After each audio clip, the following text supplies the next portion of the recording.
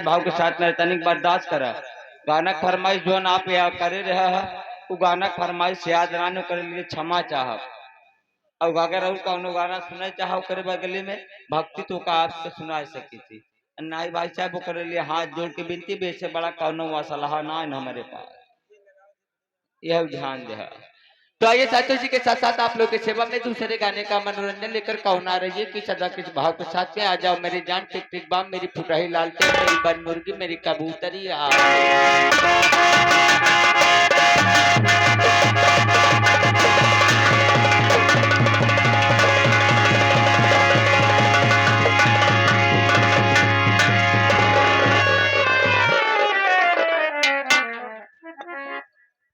नमस्ते हो। नमस्ते। का भा दोपहरिया कहे आवा हमारे लगे सोवत नहीं है। गलती हमारे भैया का वजह जहाँ हलकार चीज देखी लपटिया रे अजानी हमसी न समरे तो हमका ढकेल के कही थी जाता है तो पुरान मनैया संभाल ले आज संभार तो हम तो कर ले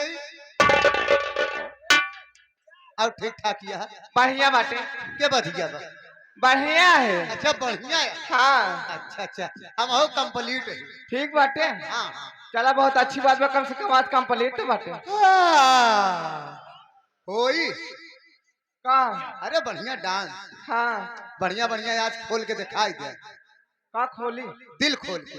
हाँ डांस कही दे हाँ। फिर बढ़िया बढ़िया सोहरावा का सोहराई तो सब गीत गाना रे गीत गाओ। हाँ। अच्छा हाँ ऊपर तो हो ही नहीं।